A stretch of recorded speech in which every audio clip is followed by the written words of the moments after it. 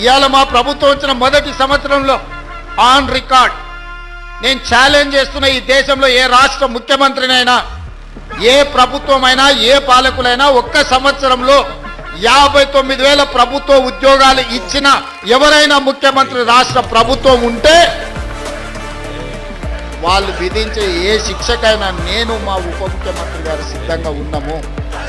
మా ప్రభుత్వం, మా మంత్రివర్గం మొదటి సంవత్సరంలో 59,000 ప్రభుత్వ ఉద్యోగ నియామక పత్రాలు ఏ ఎల్బీ స్టేడియంలో మేము మంత్రులుగా ముఖ్యమంత్రిగా ప్రమాణ స్వీకారం చేసినామో అదే ఎల్బీ స్టేడియంలో వాళ్ళందరినీ పిలిపించి నియామక పత్రాలు వాళ్ళ చేతులకు అందించినప్పుడు ఆ పేదవాళ్ళ తల్లిదండ్రుల కళ్ళల్లో చూసిన ఆనందం జీవితకాలం గుర్తుంటుంది.